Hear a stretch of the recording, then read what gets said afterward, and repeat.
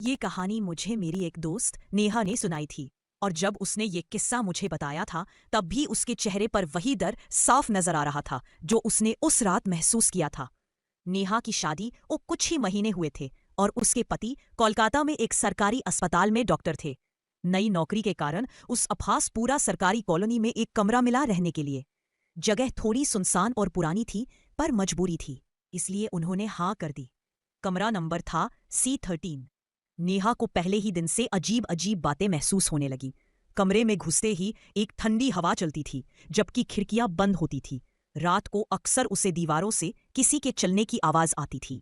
और सबसे अजीब बात, वो कमरे का एक कोना हमेशा अंधेरे में रहता था और वहां पर रोशनी पहुंचती ही न हो। नेहा ने अपने पति से बात की लेकिन उन्होंने कहा, शायद तुम ज्यादा सोच रही हो, पुराने घरों में ऐसा होता है। पर एक रात कुछ ऐसा हुआ जिसने नेहा की जिंदगी हमेशा के लिए बदल दी। रात के करीब 2 बजे नेहा की आंख खुली। उसे किसी के रोने की आवाज सुनाई दी, एक औरत की सुबकती हुई आवाज। वह बिस्तर से उठी और देखा कि उसके पति गहरी नींद में थे। नेहा धीरे धीरे चलकर उस कोने की ओर बढ़ी जहां हमेशा अंधेरा रहता था। जैसे ही उसने उस कोने की तरफ देखा, वहां पर एक धुंधली सी आकृति बैठी थी, एक औरत सफेद साड़ी में। उसके बाल खुले हुए थे और वो अपनी हथेलियों से चेहरा ढककर रो रही थी। नेहा का दिल जोर जोर से धड़कने लगा। वो पीछे हटने लगी लेकिन तभी उस औरत ने चेहरा उठाया। उसका चेहरा आधा जला हुआ था। उसने नेहा की तरफ देखा और बोली, तू मेरी जगह पर क्यों है? नेहा की चीख निकल गई और वो बेहोश हो गई। अगले दिन नेहा को हॉस्पिटल में होश आया। उसके पति को सब बताया गया। नेहा बार बार वही बात कहती रही, उसने मुझसे मेरी जगह मांगी। कुछ दिनों बाद एक बूढ़े वॉचमैन ने उन्हें बताया कि C13 में 5 साल पहले एक नर्स रहती थी। उसका नाम मीना था। उसने खुद को उसी कोने में आग लगाकर जला लिया था। मीना एक नर्स थी जो उसी हॉस्पिटल में काम करती थी जहां नेहा के पति डॉक्टर थे। मीना अपने काम में बहुत ईमानदार और दयालु थी, लेकिन हॉस्पिटल में कुछ ऐसे डॉक्टर्स थे जो नर्सों से गलत व्यवहार करते थे और मीना ने एक दिन उनकी हरकतों के खिलाफ आवाज उठा दी। पर उस समय के हालात कुछ और थे। हॉस्पिटल के मैनेजमेंट ने उल्टा मीना को ही दोषी ठहरा दिया और बिना किसी कारण उसे नौकरी से निकाल दिया गया। मीना की जिंदगी उसी हॉस्पिटल और उस सरकारी कमरे के इर्द गिर्द घूमती थी।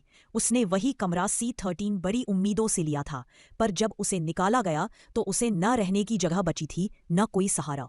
और फिर एक रात मीना ने उस कमरे में अकेले बैठकर अपने ऊपर मिट्टी का तेल डाला और उसी अंधेरे कोने में, जहां अब भी रोशनी नहीं पहुंचती, खुद को आग लगा ली। पड़ोसी कहते हैं कि उन्होंने देर रात एक औरत की चीखें सुनी थी, लेकिन जब तक दरवाजा तोड़ा गया बहुत देर हो चुकी थी। मीना की अधा जली लाश उसी कोने में मिली थी।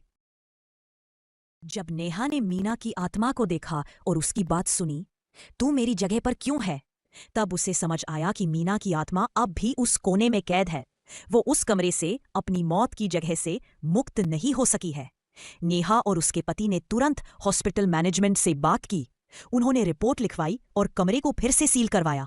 लेकिन इससे भी बढ़कर नेहा ने मीना के लिए एक पूजा रखवाई, एक छोटी सी शांति सभा, ताकि उसकी आत्मा को शांति मिल सके। नेहा ने मीना के लिए एक दीपक जलाया और उस कोने में रख दिया, और पहली बार वह कोना अंधेरे में नहीं, रोशनी में था। मीना का दुख शायद कभी नहीं मिटेगा, लेकिन उसकी कहानी, उसकी सच्चाई अब छुपी नहीं है। और नेहा आज भी जब ये कहानी सुनाती है तो कहती है, कुछ आत्माएं तभी मुक्त होती है जब कोई उनका दर्द समझे, उसे सुने और बताए दुनिया को कि उनके साथ क्या हुआ था। अगर आपको भी ऐसे सच्चे और रहस्यमयी किस्से सुनना पसंद है तो वीडियो को लाइक करें और ऐसी ही डरावनी कहानियों के लिए सब्सक्राइब करना ना भूलें।